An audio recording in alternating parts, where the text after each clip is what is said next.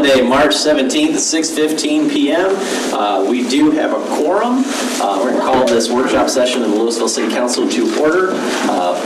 Those flying saucers up there with the green lights will pick up every bit of audio in this room and beyond, so please be prepared for that. First up on the agenda is consent and regular agenda items. Council, if you could go ahead and take a look at the agenda.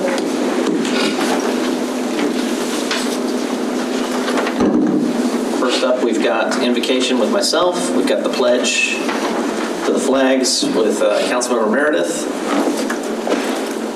We have 3 proclamations. Item D1, public hearing. Ordinance of a special use permit for commercial amusements. This is that Feather Smash down there that we're working with Cabell on.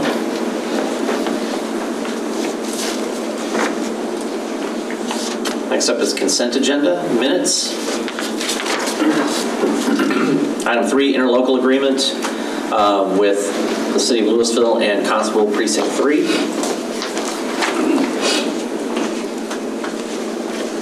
Do we know this guy? No, maybe make a call. How well do we know this guy? Item 4, approval of a professional services agreement between the city and Trainer HL. This is design services on Minor Porter.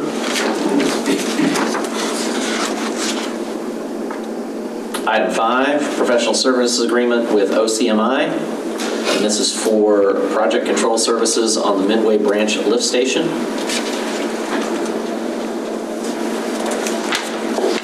Item 6 is the bid award for the Midway Branch lift station. Was this the amount we were expecting?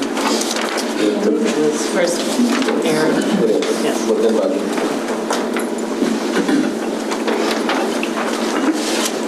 Item 7, supplemental appropriations to the general fund. This is an outcome on the insurance conversation from Retreat.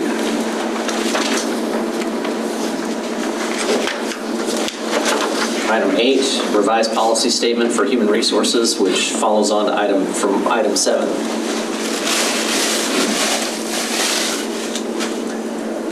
And item 9, acceptance of the ACFR, which is going to be presented to us here in workshop. Regular hearing, item G10, 5 alternative standards. This is for a 1.5 acre tract. What is that? That's 35 in Fox. So this is that odd corner on the, what is that? Northeast side of Fox and 35. That old construction company. Yeah, any construction used to be there, and that was 2 separate parcels. Are they taking the whole thing? Because there's that abandoned building in back that belonged to an individual. No, it's just the whole parcel. That's the whole thing. Yeah.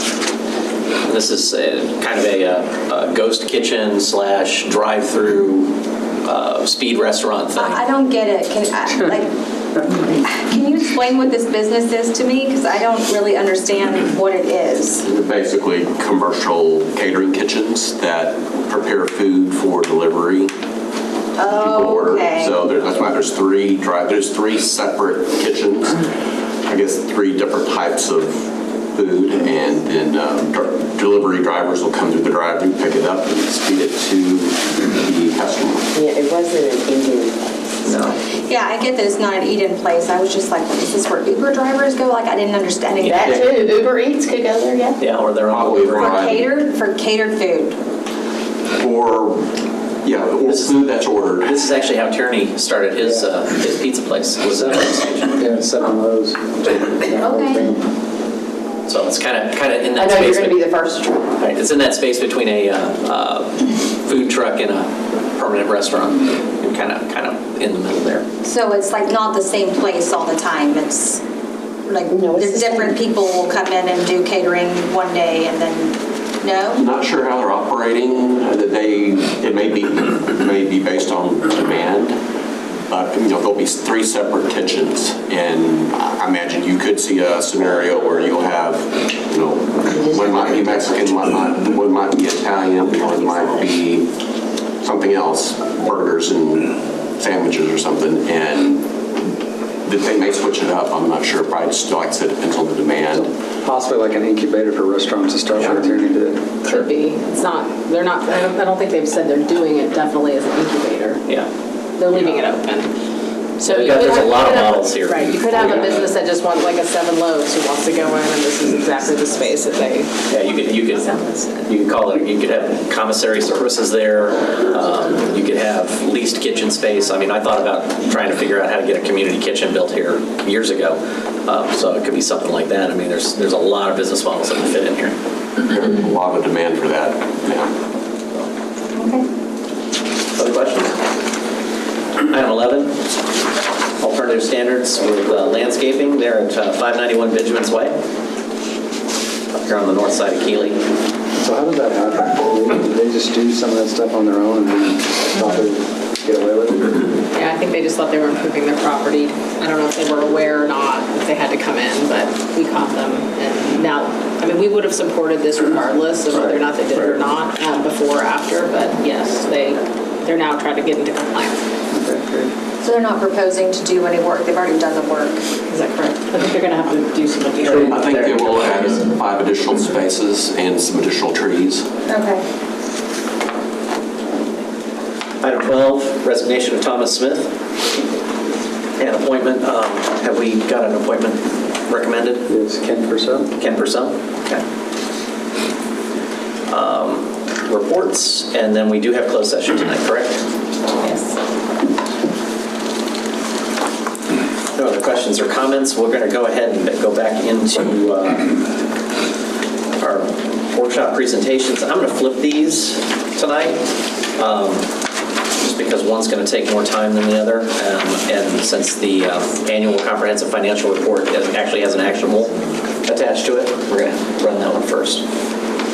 So if you don't mind, I've got our Director of Finance, Dave Erb, and John DeBurrow, Weaver, from Weaver, are going to present the ACFR and PAFR. Y'all keep changing the names. The same. Well, Mayor, City Council, I'm happy to be here. I don't know if you heard a couple days ago, but there was an audible sigh that came out from our accounting team, and that was because we completed this audit, and probably not even more so than the auditors themselves. We're happy to present on the audit, trying to make it fun as possible. And speaking of fun, what you have in front of you is the PAF, or the Popular Annual Financial Report. This is the 24-page condensed version of this 200-page document that's required for us to do on an annual basis. Anyway, we recently updated the contents in here, so in addition to some high level and some broad information on the audit that's pulled directly from the ACFR, it includes just some really good information, demographics, and some other things that we do. So very happy to share those documents with you. So before we have John and Lauren come up from Weaver, I just want to say that this is a process that started back in August with some interim work, started in earnest in October, work papers were completed, the field work began in January, and through January, February, and into March, you have your final document here. And when we started a few years ago, I want to recognize the players that really are responsible for putting this together. So in the back row, we have Deanne Hopkins. She's our accounting manager. This is her first year doing the audit fully, and she's done a wonderful job leading that team. With her are the senior accountant, Heather Pachiok, and then the 3 accountants that we have, Maricel Corona, Tulia Perry, and the newest member is Anita Ike. And I just want to recognize that Anita actually have all the answers for the information that's in there, but no, I want to recognize for their hard work.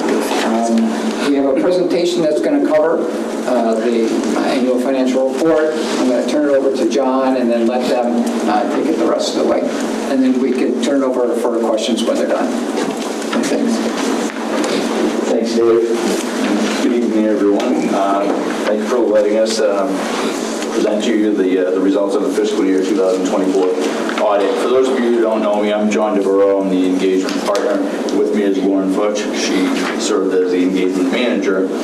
And I'd like to take a moment also to thank Dave and all of his staff here for all of their hard work and cooperation. They made it a great audit, and they're very thorough in what they do and very good at what they do.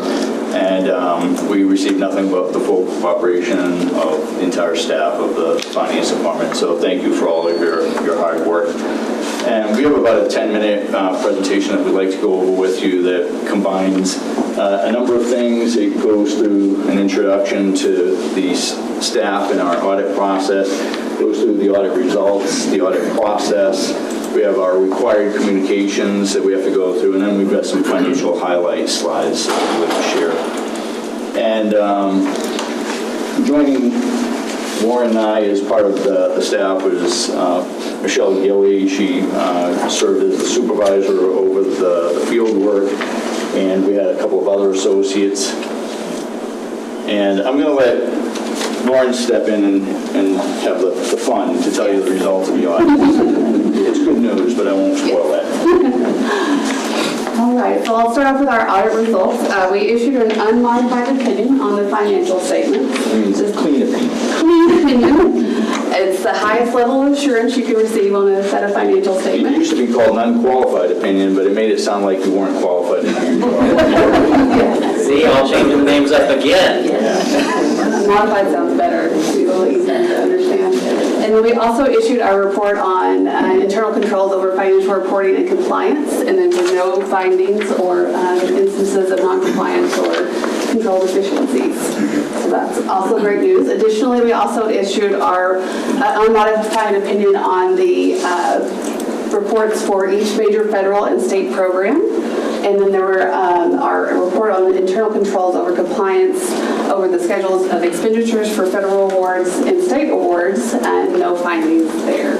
Yeah, this year, since there were more than $750,000 of state funds spent as well as $750,000 of federal, you had to undergo both a state and a federal single audit. And then a little bit of our engagement time, as Dave was saying earlier, interim field work is in August. Our final field work was held mostly in January, and we issued our audit opinion in March. Our audit was performed with generally accepted auditing standards, accepted government auditing standards, and the uniform guidance and Texas grant management standards. Additionally, we use a risk-based approach, which is we identify areas of potential areas of risk for fraud or material misstatement in the financial statements. We tailor our audit programs to specifically address those risks, revenue recognition, federal and state grant revenue expenditures, we look at payables, and also long-term liabilities. And even though we're required to identify what they call specific risks, it doesn't mean that the city of Lewisville is a risky client. It's just that those are areas of higher risk of material misstatement. So we have to go through and develop procedures to get that risk down to a lower level by looking at the internal controls and things. And if we had seen something that was indicative of a significant deficiency or material weakness, we would have brought those to management's attention. And then we have got to go back into our audit process, our interim field work again. We do walkthroughs of accounting controls over cash disbursements, payroll disbursements, investments, receipts, your court receipts, utility billing, your taxes, permits, everything that's coming into the city. We do a test of compliance with the Public Funds Investment Act, and then we do specific control testing over cash disbursements and payroll transactions as well, and testing of capital projects. And then final field work, when the real fun begins, is the testing of the account balances and the current year activities. We use a combination of analytical procedures, vouchings, material transactions, evaluating estimates. We identify and test the major federal program, which was your coronavirus state and local fiscal recovery funds. And then we also had two major state programs, the I-35 utility relocation and the regional toll revenue transportation projects. She gives me the boring part of it. A lot of the words. There is required communications that we have to have with those charged with governance. And in addition to an actual formal letter, we'd like to go through some of the highlights of those things. And part of what we're required to communicate is our responsibilities under the different audit standards. So under generally accepted government auditing standards, we're required to express an opinion on the city's financial statements based on our audit procedures, which we've done. And as she mentioned earlier, we've issued an unmodified opinion on the city's financial statements. Under generally accepted government auditing standards, in addition to those responsibilities, we also have to issue a written report on our consideration of the city's internal controls over financial reporting and on compliance. And as Lauren mentioned earlier, there were no findings in that report. And finally, we have responsibilities under the uniform guidance to perform audit procedures to determine whether the city complied in all material respects in accordance with the uniform guidance for your major federal programs as well as your major state programs. And we're happy to report the clean opinions all the way around.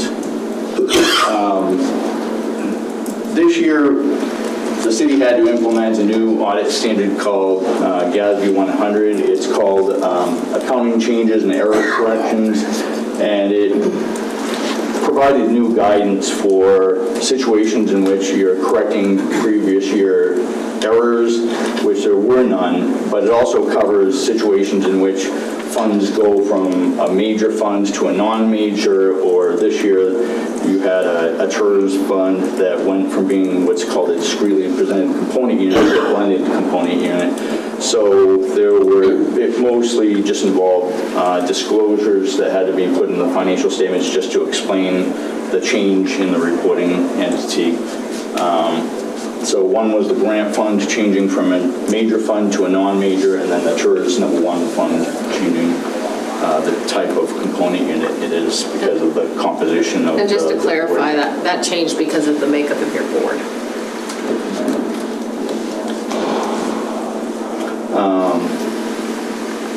Some of the other areas that we're required to communicate, there were no instances of any material errors or irregularities, no material weaknesses, as we mentioned.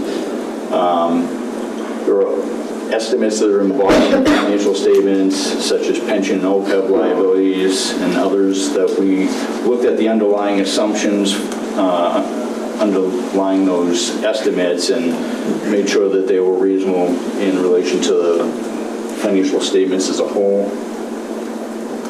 We really encountered no difficulties in performing the audit. We received all the required representations from management before we issued our independent auditor's report. There were no independence issues.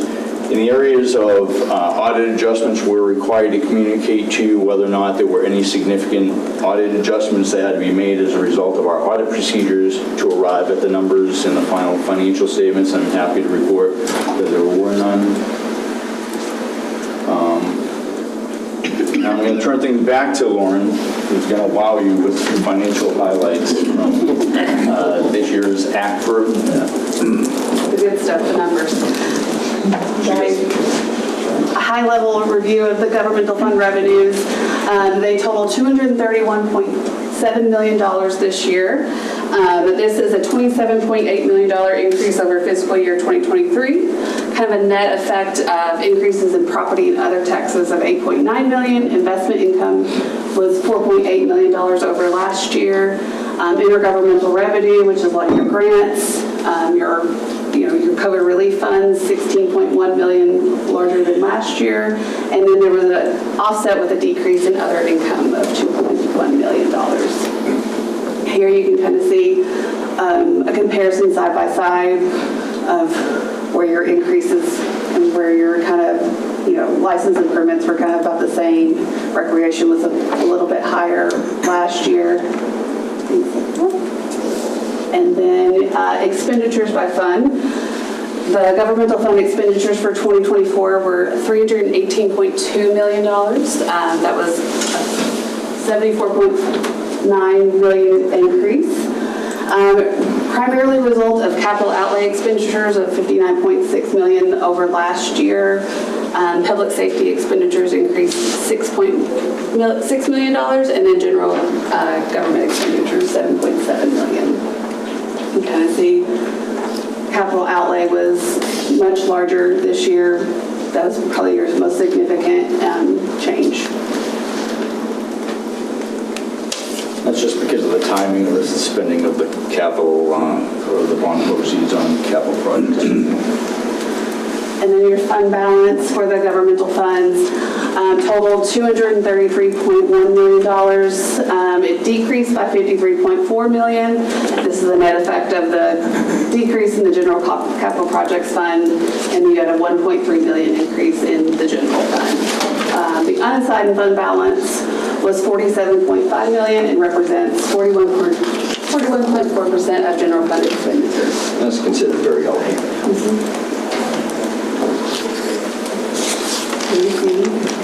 The general fund budget versus actual, we had a positive variance of $4.9 million.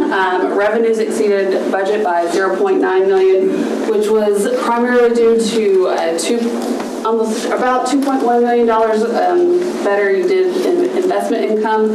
It was offset by lower than expected revenues in your property and other taxes. Expenditures were $3.4 million below budget, and then your other financing sources, like your transfers and other things, were below budget by $0.6 million. And all the departments were under budget for expenditures. And then your enterprise fund, so your water and sewer and stormwater, your net position ended at $33.8 million, and there was a $13.1 million increase over last year. Your operating revenues decreased about 1.5. Water consumption is what we attribute that to. Operating expenses increased by $2 million. It's primarily due to increase in cost of water purchases. And then your net non-operating revenues increased by $2.9 million, and that's primarily your interest investment earnings over prior year. And then your capital contributions increased by $13.7 million, and that's your developer contributions and your impact fees. Take it over. I'm not going to bore you with the details, but GASB is always busy coming up with new pronouncements, and this year is no different. There'll be a new pronouncements that Dave and the staff will have to implement in fiscal 2025 that deals with compensated absences and how they're accounted for. So we'll make sure that they're well versed in that so that it's properly implemented in this next fiscal year. That, in a nutshell, is the presentation. Again, it was a great audit, and kudos to Dave and his staff for all that hard work. Be happy to answer any questions if anyone has Any questions? It appears number 9, it's under consent to accept which is required every year. Clean as always. All right. Thanks for your time. Appreciate it. Thank you. Thank you. All right, next up is emergency management updates, and we have our emergency management coordinator, Russell Marshall, and emergency management specialist, Sydney Casey, presenting. Yes, good evening, Mayor and Council. We're looking forward to giving you some updates from our emergency management team. This small but mighty two-person team does a lot for us. They've been doing a great job. They stay very busy. Sydney Casey is going to start us off tonight with some updates on our mass notification system, and then she'll be followed by Russell, who will update us on some future program initiatives. So, Sydney, take it away. Hi, everyone. I won't bore you with going over the audit thing.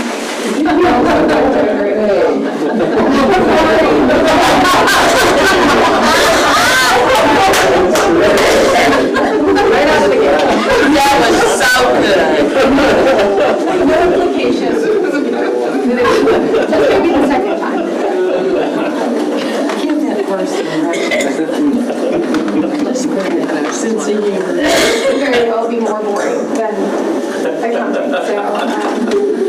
Please don't make it a competition. County is not boring.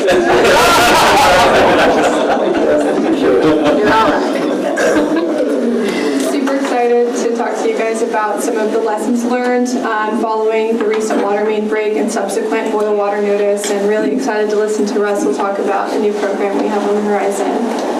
So I want to start off with some of the different means by which we communicated to our citizens after that water main break, starting with Citizen Alert, which will be the focus of my presentation tonight. So this is the notifications that EM pushes out with the support of a lot of other different departments. And it's done through a program called Everbridge. We sent out 5 notifications throughout the course of the event, with the first one around 2:30 a.m. Around the same time, we started social media and next door outreach. Street signs were put out the next morning. The information was communicated on the website and to different news outlets. So we really try to emphasize in our line of work communication redundancies and no single point of failure. So we really feel good about the way that we achieved that. But not to say we couldn't have done a better job. So now I'll talk about the Everbridge performance, which again is the system that we use to communicate those notifications. So we took every complaint to heart that those notifications weren't received by everyone, by not enough people.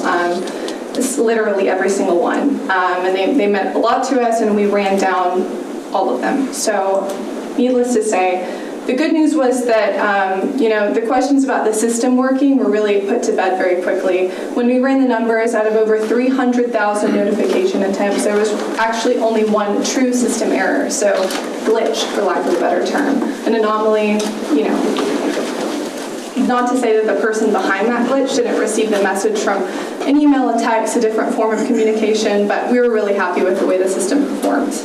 Now I have here a list of all the reasons someone might receive or not receive a message. So you can see that there's really a number of reasons someone might not get it, as simple as their voicemail not being able to accommodate it. Kind of when I first started looking at these numbers and the folks that were unreachable and kind of chewing on that a little bit, I thought of all the times I'm on my commute and I know exactly where the dead spots are when I'm talking to my loved ones. So it really, the probability when you're dealing with over 300,000 attempted notifications is staggering. So here's, again, the snapshot of the system and all of the problems that we can't necessarily fix, just out of our control. Now we'll get to the things that are within our control that we've really dug our heels into. So starting with the first challenge being that only people signed up for text and email received the first notification. So again, that was at about 2:30 a.m. In an attempt to not wake people up that were, you don't need to know about a boil water notice when you're sleeping. It's not a tornado. So we thought it'd be a really good idea to not call people, not use voice call, just texting, emails, things that they could check in the morning. What we didn't realize is that those citizens that had signed up with their landlines would not receive those notifications. That was a good lesson learned. The next one was geofencing. So we unintentionally skewed our audience when we isolated the pressure zone that was impacted by the water main break. Again, an attempt to not bother people that were unimpacted. We did skew the audience to people that had moved and things like that. Really, I was super shocked to find out that when someone's moving across town, potentially buying a home, the first thing they don't think to do is update their Citizen Alert account with their new address. But even so, we'll avoid geofencing in the future.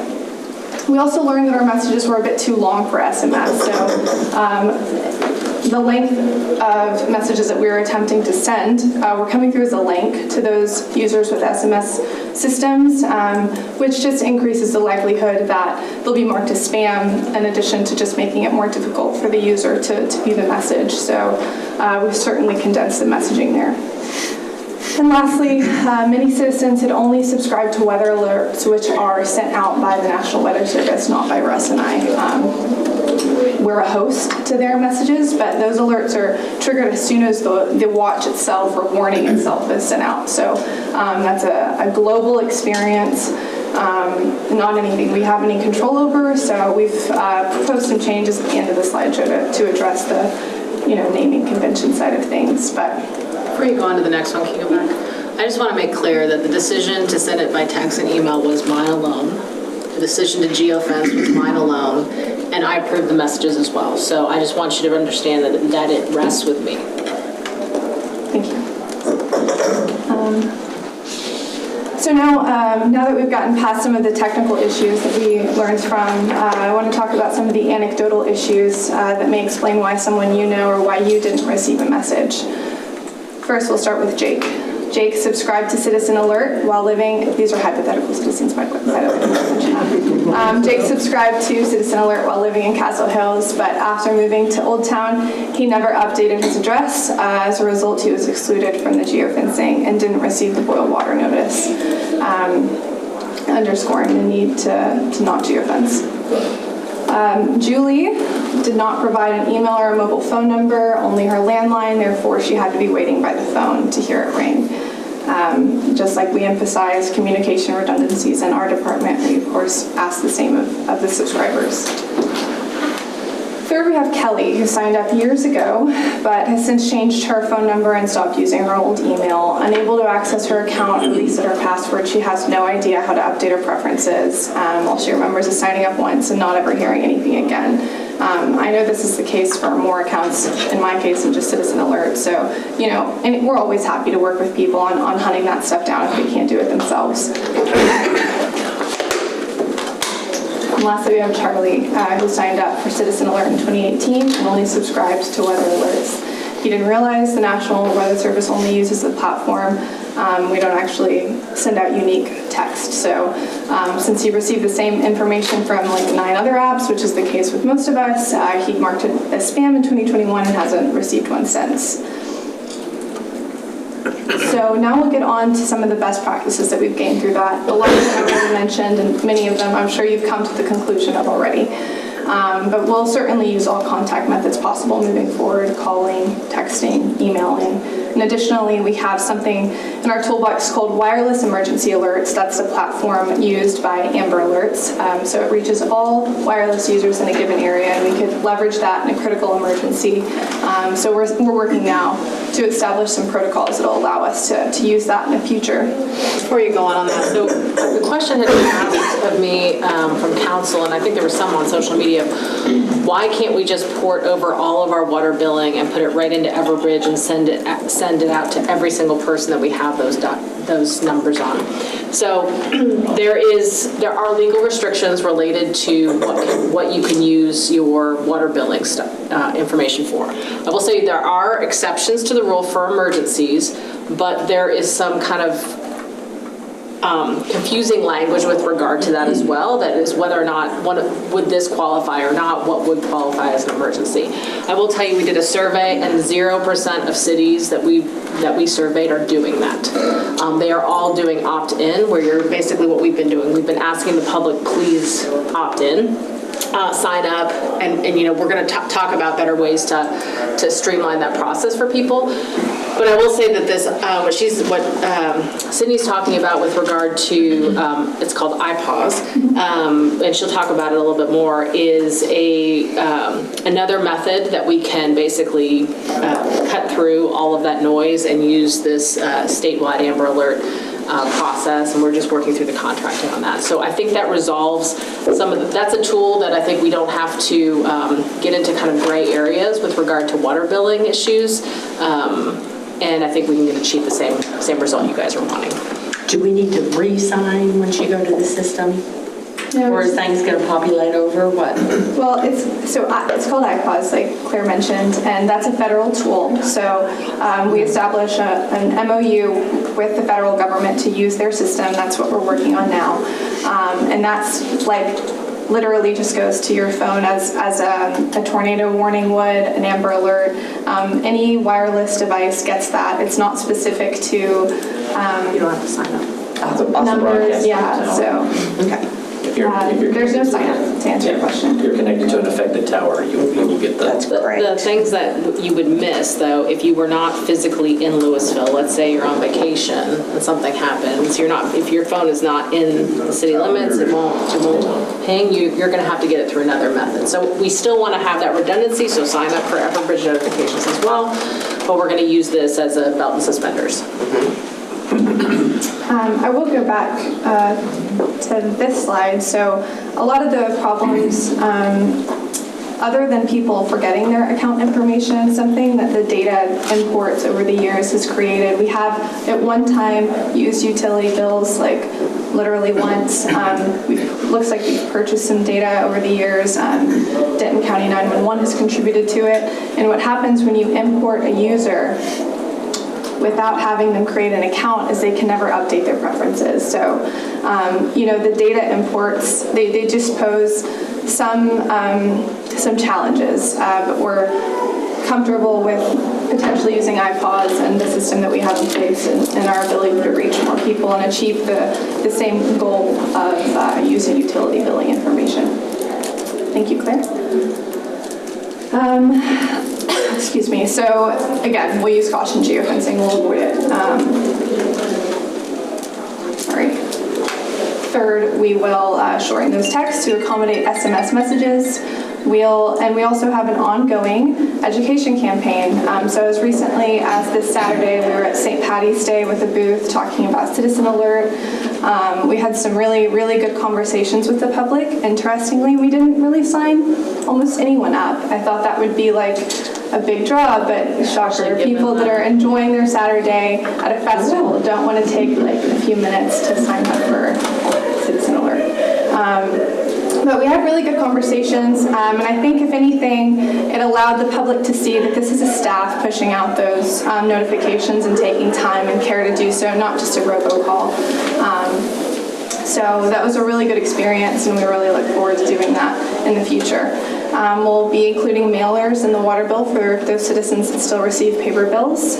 We recently had a feature in the Lewisville Horizon newsletter that was really successful, and we also have a video coming soon. These are the updates that Claire referenced. So these are some of the proposed changes. Right now, on the left-hand side of the screen, you can see that we have two categories, community alerts and hazard alerts, and a number of subcategories. So we're proposing changing the hazard alerts to National Weather Service alerts, which are a bit more aptly named, references the sender of those notifications, and emphasizes that it's weather, not just all community hazards. We're proposing changing community alerts to Lewisville emergency alerts. Those will be the correspondence sent out from our office. And then we're also proposing an additional category that citizens could opt into that will promote different festivals, events, voting locations, things like that around the community. So we're taking this before the ambassadors on Thursday, and we're certainly excited to hear any feedback that you have.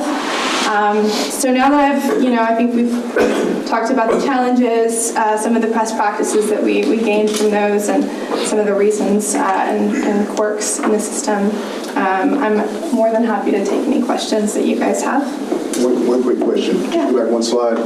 So when we do the changes, how will that impact somebody who's already receiving some of the alerts, because some things are changing? Great question. So those folks will be preserved in groups. So community alerts, that group will go directly into Lewisville emergency alerts. So that's just a rollover. Anybody, which admittedly is very few, that had subscribed to like specific categories in community alerts will be preserved in a group.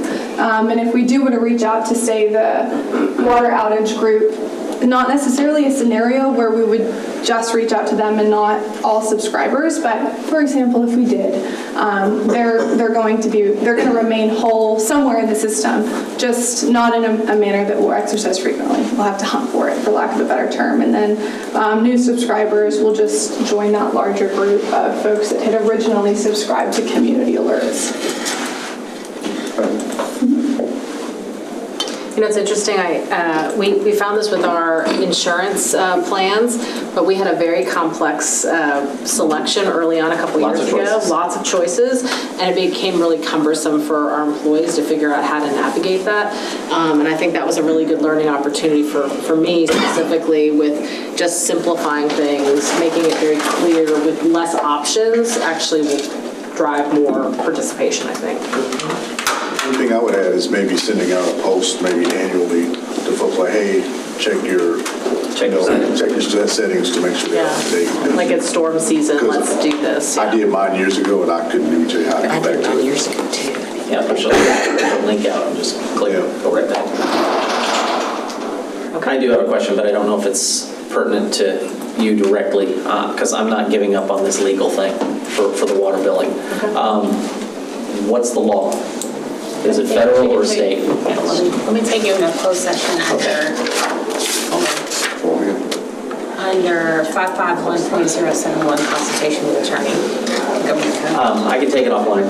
We don't need to do that for tying everybody up, but I can take it offline. I would like rather? Okay. Then let's take a quick minute then to do that. So, all right, we're going to go into closed session.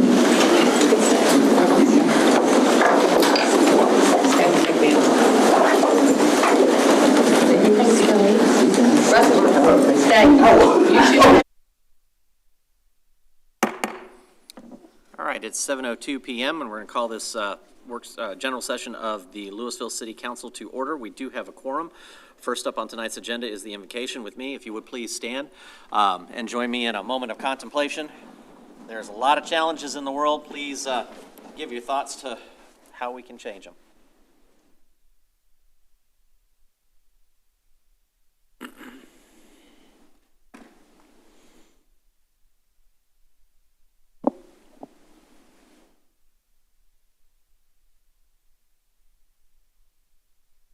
Amen. Councilmember Meredith? Please join me in the pledges. I pledge allegiance to the flag of the United States of America and to the republic for which it stands, one nation, under God, indivisible, with liberty and justice for all. Honor the Texas flag. I pledge allegiance to thee, Texas, one state, under God, one and indivisible.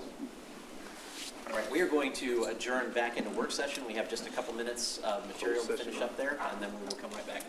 And that is an open meeting, so you can either, I think, hear it here, or you can sit in it. Oh, I thought it was executive. We're not going back into closed. I thought we were going back into open. It's open. It's a workshop. Yeah.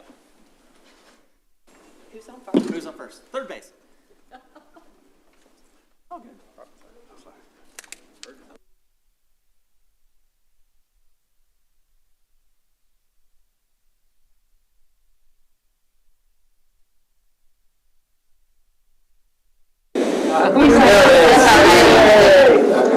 All right, here we go.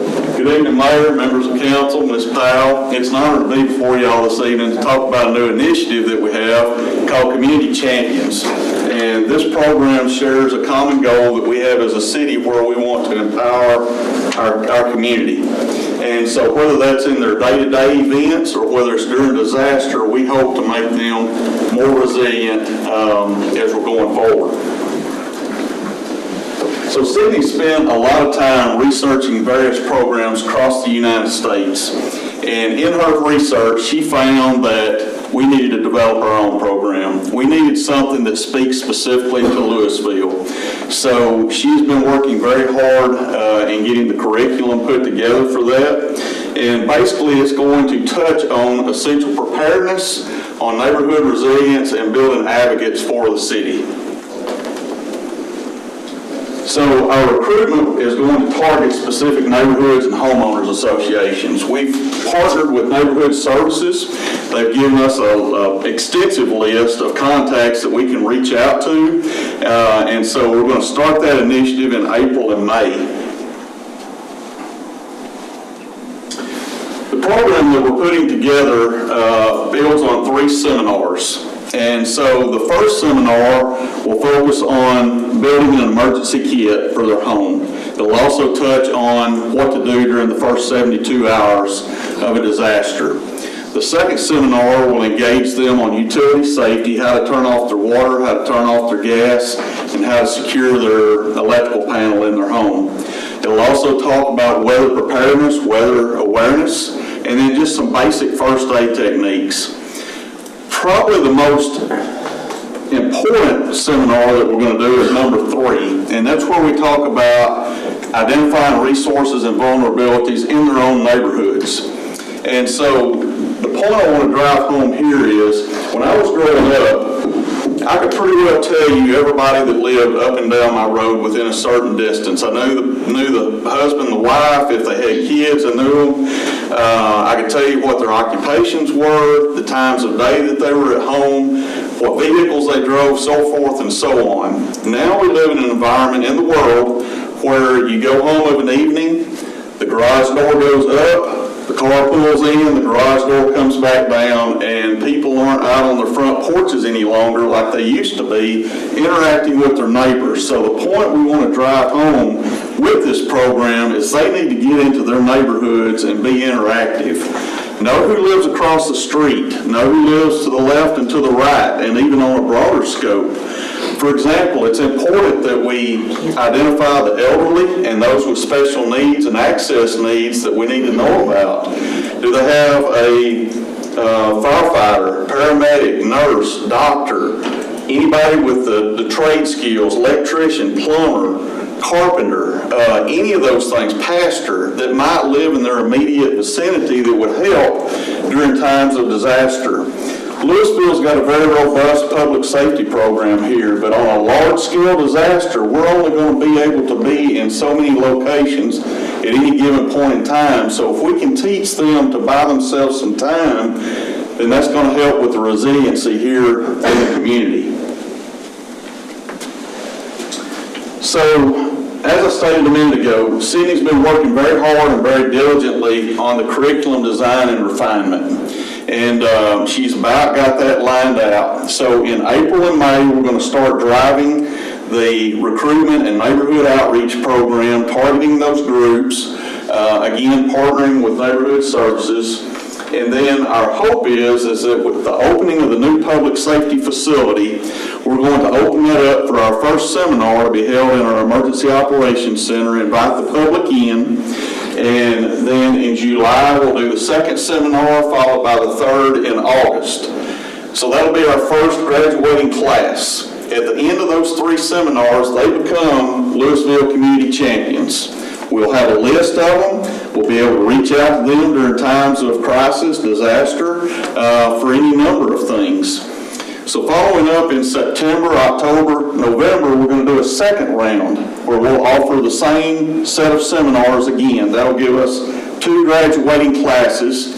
And the hope is in December to bring those 2 graduating classes back and offer an additional topic of some kind. And that's kind of the way we're going to roll this out. We're going to see what kind of interaction we get from the public. Hopefully it's going to be a strong program. Hopefully it's going to be an exciting program for them that they'll really enjoy. So comparing programs, we want to talk a minute about Community Champions versus the Community Emergency Response Team program. Community Champions is a component of CERT and complements it. The CERT program really involves more of your volunteers in the community. And Lewisville had a very strong CERT program back years ago. Unfortunately, when COVID came along, it interrupted the entire world. It interrupted our CERT program. Along with that, we've had some changes in personnel. You're required to have a coordinator and training certification in order to do this program. Well, we've lost that in recent years.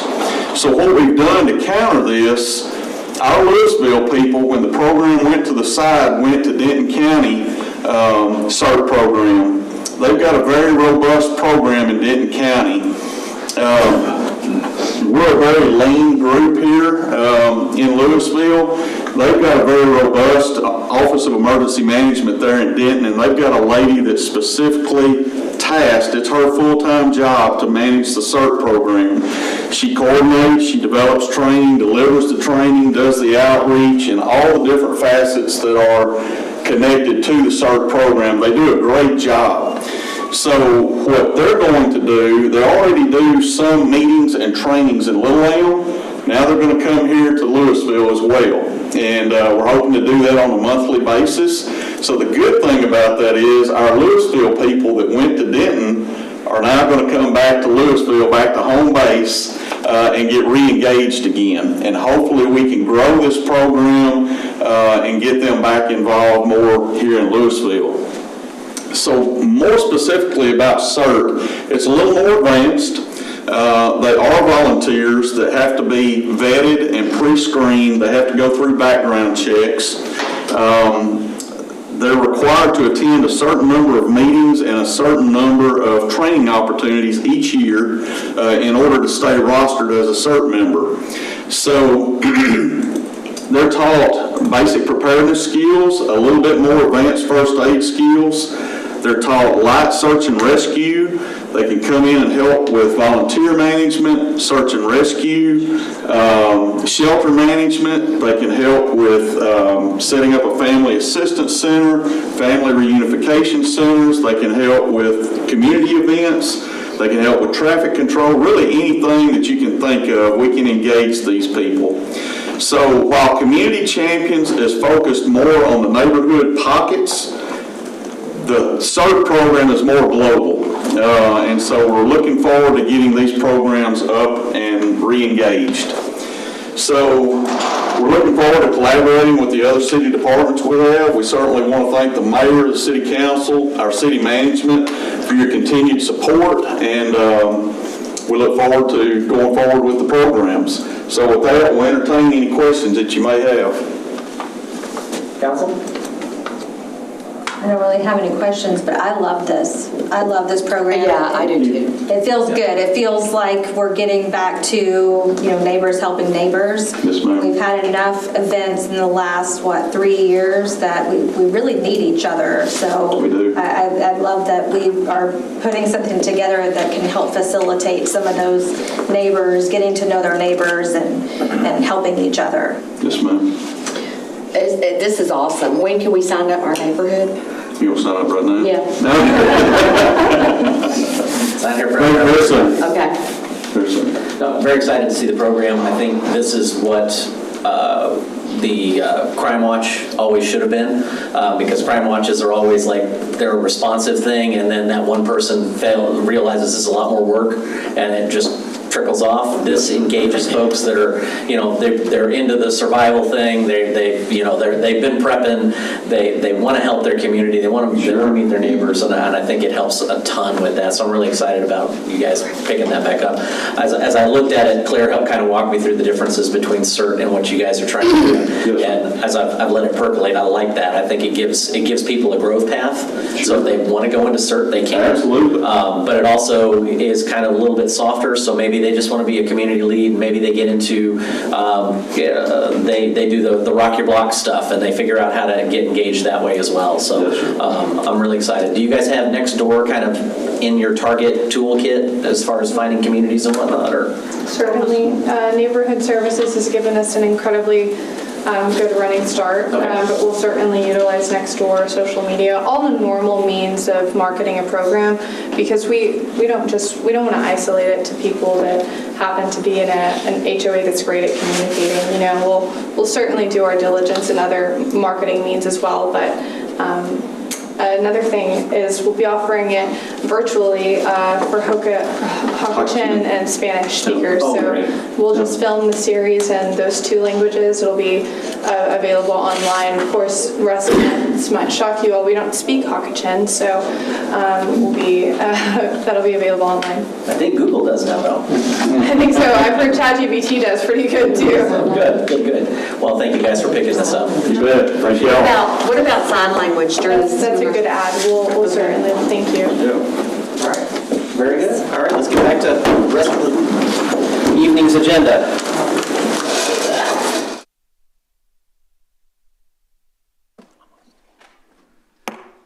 I'm going to come back into regular session, and we're going to start with proclamations and recognitions. So I need to come down there.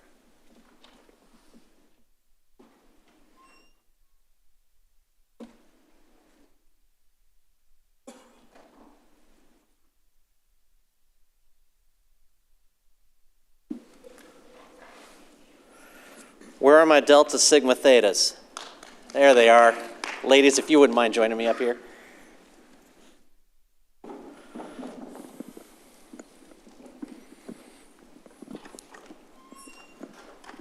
How are you? So glad to have you here. Thank you. Glad you're here. All right, so I've got some whereases to read here, and we are blessed. We have lots of amazing service organizations, and Delta Sigma Theta Sorority Incorporated is one of them. I see them at lots of different events throughout the community, not just here in Lewisville, but all across North Texas. So y'all show up, and I love that. It's really important. Whereas Delta Sigma Theta Sorority Incorporated is a global nonprofit organization with 1,000 collegiate and alumni chapters dedicated to service and empowerment, and whereas since 1913 it has addressed challenges facing African Americans through its 5-point programmatic thrust: international awareness, education, economy, health, and political involvement. And whereas on March 25th, 1995, 14 visionary women established the Denton County Alumni Chapter to serve and support the community, and whereas Denton County's only African-American alumni sorority is known for its signature events, including the annual Women's Symposium, May Week, town hall meetings, and a scholarship program awarding $8,000 to $10,000 annually, and whereas DCA will celebrate 30 years of service on March 25th, 2025, now therefore I, T.J. Gilmore, Mayor of the City of Lewisville, and on behalf of the Lewisville City Council, do hereby proclaim March 25th, 2025 as Denton County Alumni Chapter of Delta Sigma Theta Sorority Incorporated Day in the City of Lewisville, and urge all Lewisville residents to observe the occasion with appropriate ceremonies and activities. Let's give them a hand. Would you like to say a few words? Good evening, everyone. I am Dr. Shalonda Gordon Robinson, the corresponding secretary of the Denton County Alumni Chapter of Delta Sigma Theta Sorority Incorporated. And I'm speaking on behalf of our chapter president, Cleo Burke-Bickler, who was unable to attend this event this evening. Denton County is proud to be celebrating 30 amazing years of sisterhood, scholarship, service, and social action. We provide programs to the Denton County community under our 5 programmatic thrust, as Mayor said. In addition, every year, $8,000 to $10,000 go to a wonderful, deserving Denton County graduating senior. We look forward to building more partnerships as well as continuing our work in the Denton County Alumni Chapter and community. I also want to say hello to my wonderful soror, McKee Hamilton, as well, who is a resident of Lewisville. Thank you all so much. All right, thank you. Appreciate you. Oh, we get a photo?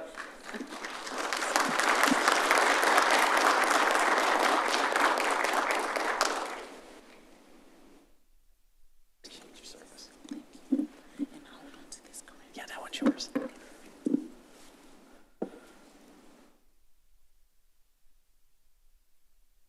Jose Marinas?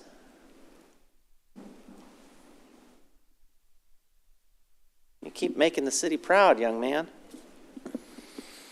So I'd like to recognize one of the NRPA's 30 Under 30 Young Professional Award winners. Tonight, the Lewisville City Council commends Jose Marinas for being recognized by the National Recreation and Park Association as a 30 Under 30 Young Professional winner. This prestigious award honors young professionals who are making profound impacts in their communities through hard work, innovation, and commitment. Jose has been recognized for his work on the Healthy Infrastructure Plan, Glory Park, Capra, and his dedication to making Lewisville a thriving community connected to nature and play. Jose and his peers are featured in the February 2025 edition of Parks and Recreation magazine, and they will be recognized at the NRPA annual conference held in September in Orlando, Florida. And I, T.J. Gilmore, Mayor of Lewisville, and on behalf of the City Council, extend a congratulations to Jose on this well-deserved honor. Let's give him a hand.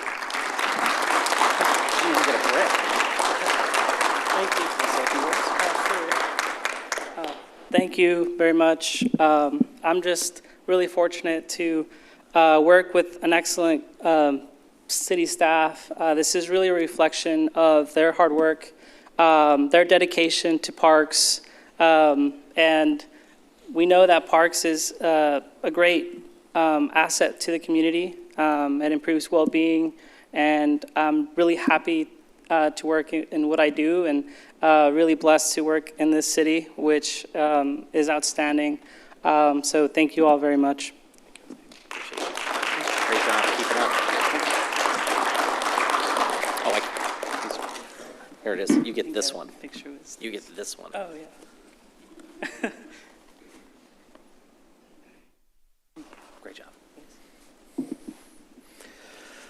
All right, I almost misappropriated the brick. My apologies. Our third item tonight is a certificate of recognition for the Lone Star Recreation Programming Achievement Award. Who's my team for this one?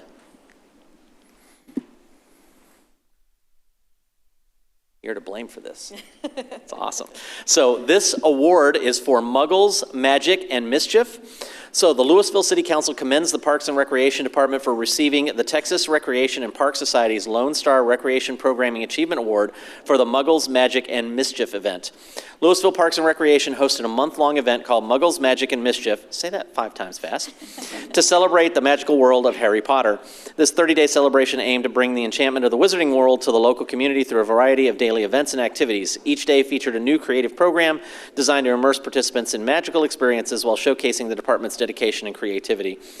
The award was presented to the Parks and Recreation Department at the annual Traps Institute held in Allen in February. And I, T.J. Gilmore, Mayor of Lewisville, on behalf of the City Council, extend a congratulations to the Parks and Rec Department on this well-deserved honor. Congratulations. Thank you so much, Mayor Gilmore. It's an honor to be up in front of council again in a city that has provided us with so many amazing opportunities. It is my express privilege to work on a team that gets to bring a little magic and, yes, a little mischief to our community. For the entire 30 days of November 2023, our team provided unique programs that explored the magic and wonder of the wizarding world here in our community. It didn't matter if you were a lifelong Potterhead or a curious newcomer, the true spirit of Muggles, Mischief, and Magic was celebrating the magic and connection through Parks and Recreation. In the words of Albus Dumbledore, while we may come from different places and speak in different tongues, our hearts beat as one. We are proud to have brought home another symbol of our dedication to this community, and we hope to see many of you at our any upcoming events. And for now, I will end with a simple mantra: mischief managed.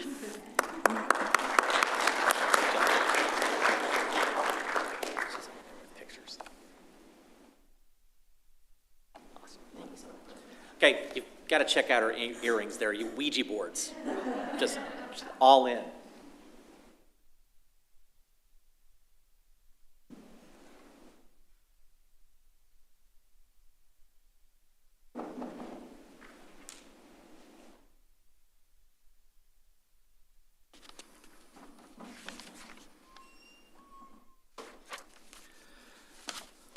Next up on tonight's agenda is a public hearing, D1, consideration of an ordinance granting a special use permit for commercial amusement outdoor on an approximately 1.10 acre tract out of the H.H. Smith Survey, abstract number 1576, located on the south side of West Vista Ridge Mall Drive, approximately 200 feet west of Highview Lane, Zone Light Industrial District, as requested by Matthew Thomas of Thomas Site Development Engineering, Incorporated, on behalf of Harris Reddy of Feather Smash LLC, the property owner, case number 23-05-8-SUP.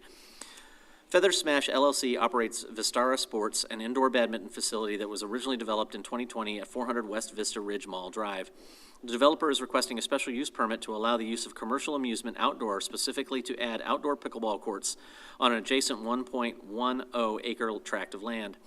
An interlocal agreement between the City of Lewisville and the City of Capel was executed on December 10th, 2019 regarding the original development and was amended on February 3rd, 2025 to allow a sewer connection to Capel for the 1.10 acre property. The Planning and Zoning Commission recommended unanimous approval 5-0 on February 18th, 2025, and it is recommended that the City Council approve the ordinance as set forth in the caption above. We do have our Planning Director, Richard Ludke, available for questions, and the public hearing is now open. To see if I've got any.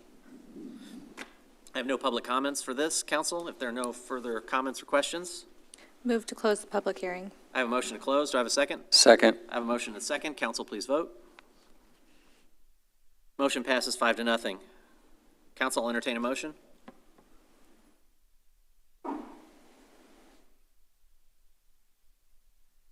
Move to approve the ordinance as set forth in the caption. Second. I have a motion and a second. City Attorney. This is an ordinance of the Lewisville City Council amending the zoning ordinance by granting a special use permit for commercial amusement outdoor on approximately 1.10 acres out of the H.H. Smith Survey, abstract number 1576, located on the south side of West Vista Ridge Mall, approximately 200 feet west of Highview Lane, and Zone Light Industrial LI District, providing for a savings clause repealer, severability, penalty, and an effective date, and declaring an emergency. Council, if you'd please vote. Motion passes 5-0. Item E, Visitors Forum. Speakers must address their comments to the mayor rather than to individual council members or staff. Speakers should speak clearly and state their name and address prior to beginning their remarks.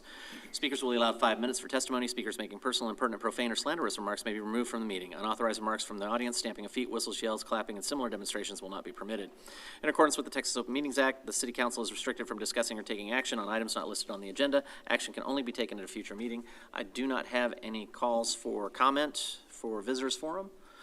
We'll go ahead and move on to item F, consent agenda. All the following items on the consent agenda are considered to be self-explanatory by the council and be enacted with one motion. There will be no separate discussion of these items unless a council member or member of the public so requests. For a member of the public to request removal of an item, speaker card or e-comment must be filled out and submitted to the city secretary.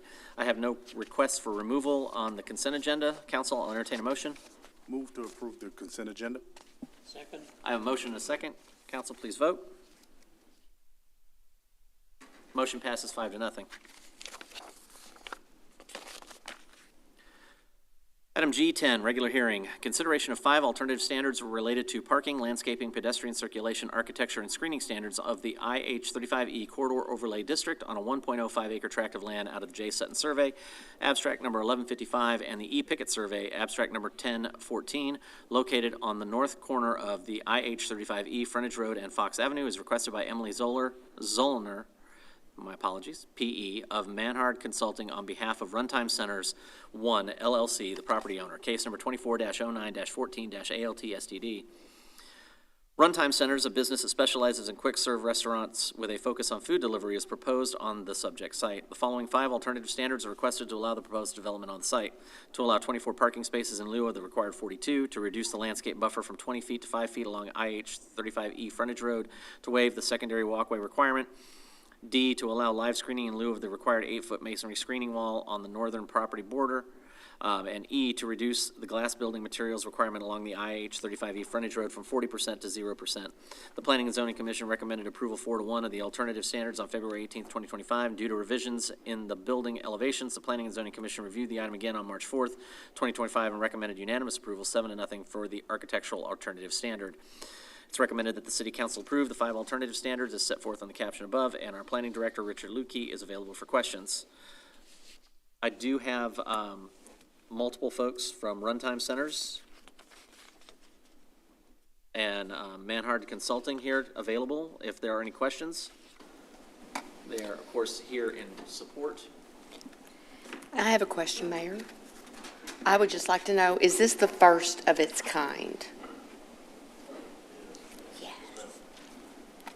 Can I have one of you come to the dais so that we can record that? Thank you, sir. Sorry to put you on the spot. And name and address for the record.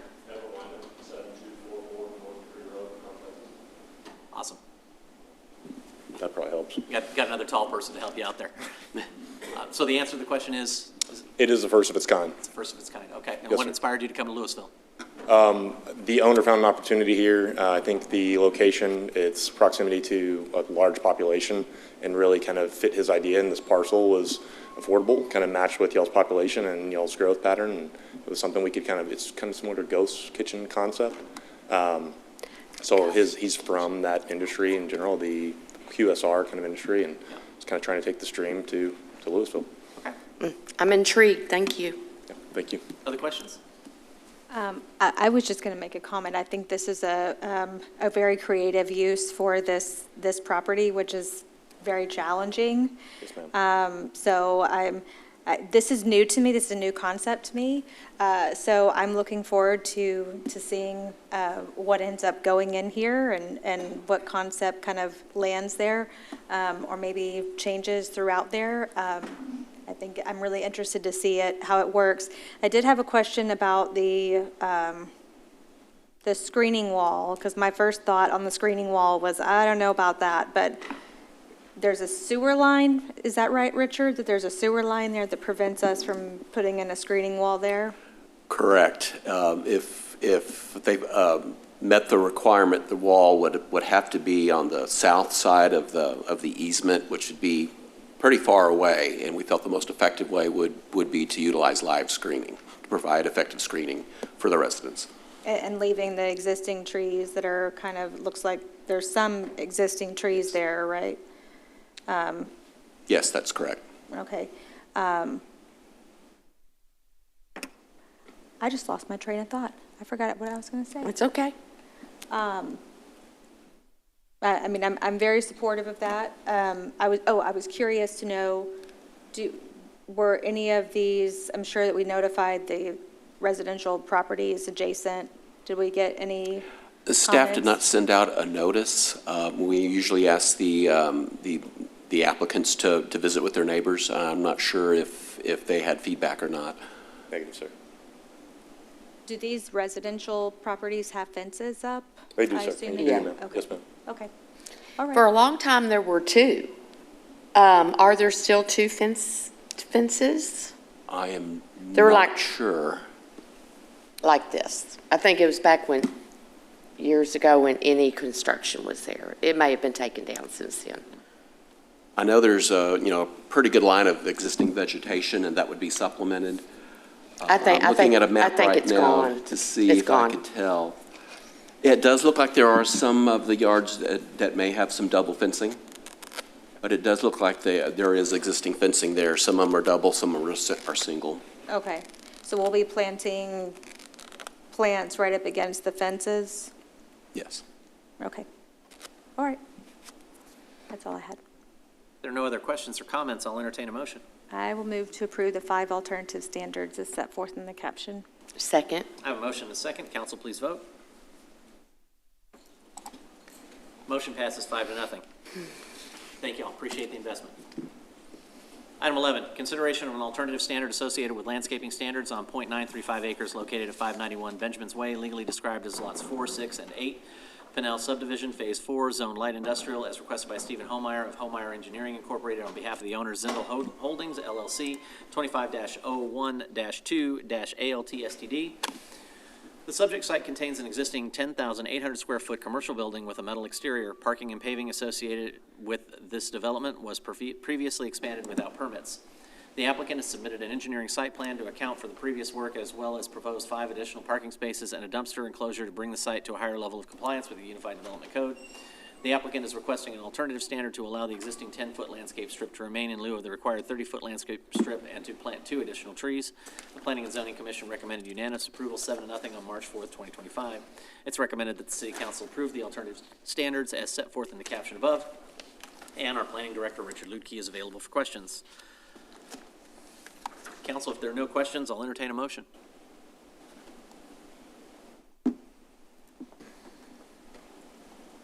Move to approve the alternative standards set forth in the caption. I have a motion. Do I have a second? Second. I have a motion and a second. Council, please vote.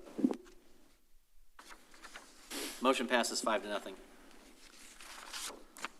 Item 12, consideration of the acceptance of the resignation of Thomas Smith, declaring a vacancy exists and an appointment to place number 7 on the Arts Advisory Board.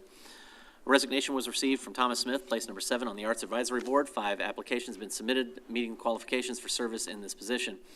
It's recommended that the City Council accept the resignation, declare a vacancy exists, and consider an appointment to the Arts Advisory Board as set forth in the caption above. Council, I'll entertain. Move to accept the resignation of Thomas Smith, declare a vacancy exists, and appoint Ken Purcell for place number 7. Second. To the Arts Board. Okay, and I have a second. I have a motion and a second. Council, please vote. Motion passes 5-0. Item H, reports. Councilmember Green, we're going to start with you. Well, I wasn't quite prepared for that, but I did want to thank staff for all the work that they put in on the St. Patty's Day Festival this weekend. Looked like we had a pretty good turnout, and we certainly enjoyed coming by and seeing all the festivals. We had some great bands there this weekend, so if you missed it, we got another one coming up in a month. Councilmember That's Jones? all. No report, Mayor. Councilmember Cate? Councilmember Meredith? I also want to echo what Councilmember Green said. I do understand there were some challenges with the wind, getting that all put up on Friday. So kudos to the staff for putting on the event. It was obviously canceled last year, so great event this year. Also some library reports for the week. Tween Scene for Children aged 9 through 12, Wednesday, March 19th, 4:30 to 5:30 at the Bennett Program Room. A ticket is required. Improving Your Life Through Meditation for Adults, Wednesday, March 19th, 6:30 to 7:30, Bennett Program Room. No registration is required. And that's all I've got. Thank you, sir. Councilmember Troyer? Yes, I have some information for things going on at the Grand Theater. First of all, performances. We have a night of stand-up. That's comedy, presented by the City of Lewisville on March 21st. And then The Sound of Music, presented by Covenant Christian Academy on March 27th to 29th, with two performances on the 29th. And as always, acoustic jam sessions on Friday night, presented by the Visual Art League of Lewisville. And activities, we have the Neighborhood Grant Workshop, presented by the City of Lewisville on April 8th, which happens to be my birthday. Anyway, Grant Workshop. And then exhibitions, we have the Power of the Flower, presented by the Visual Art League of Lewisville, now through March 29th. LISD 2024-25 Art Show for the middle school, presented by the LISD, February 28th through March 15th. And LISD 2024-25 Art Show Elementary, West and Central, presented by the Lewisville Independent School District, March 20th through April 4th. And that is all. Thank you, sir. Nothing from the attorney? Nothing from Secretary's office? No report. Anything? No report, Mayor. No report. Nothing? Nothing? No. I know I got a lake level here somewhere. I just have the lake report. We're at 92.9% full, 520.49 feet. All right. Thank you. Mayor and Council, I just wanted to make mention that we will be holding a first-time homebuyers class 101 on Thursday, March the 20th at Serve Lewisville, located at 1001 Edmonds Lane. Registration is free, and the link can be found on our webpage under our homebuyer resource page if those residents are interested in that. Thank you. No report. Chief?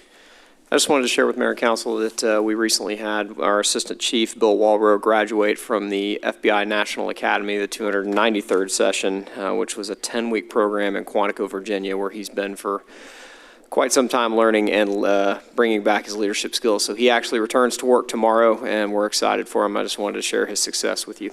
A lot of work. Thank you. City Manager? Got nothing here for me either, other than get on the website and get signed up for everything you can, because this time of year gets crazy with events and activities, and it's great to be in the know. If you're bored in Lewisville, this is the month to get on board. So here we go. We do have some small work to do here for closed sessions. So accordance with Texas Government Code Subchapter D, Section 551.071, consultation with attorney pending litigation, City of Lewisville, Texas versus Massamin Mission, case number CV-2023-03139, City of Lewisville, Texas versus Motion R. Vavjani, case number CV-2023-03136, and City of Lewisville, Texas versus City of Knowledge and Massamin Mission, case number CV-2023-03138. All proceedings in eminent domain in the County Court of Law number 2 of Denton County, Texas. We will move into closed session. Okay, sorry about that. Mayor, I move to settle City of Lewisville, Texas versus Massamin Mission, case number CV-2023-03139, City of Lewisville, Texas versus Mushin R. Rabjani, case number CV-2023-03136, and City of Lewisville, Texas versus City of Knowledge and Massamin Mission, case number CV-2023-03138. All proceedings in an eminent domain in the County Court at Law number 2 of Denton County, Texas, to resolve all claims related to the above referenced matter and the city's condemnation of the right-of-way, 3 permanent slope easements, and associated 24-month and 48-month temporary construction easements for a total of $1,056,000 to be paid jointly to Massamin Mission, Motion are Rob Johnny, City of Knowledge, and Reza Ventures LLC, or their designees, and to authorize the city manager or her designee and the city attorney or her designee to execute any necessary documents. All right, I have a motion. Do I have a second? Second. I have a motion and a second. Council, if you would please vote. Since we don't have the machine, it's all those in favor signify by saying aye. Aye. All opposed? Ayes have it. Motion passes. With that, as there is no additional action to be taken on tonight's agenda, we stand adjourned.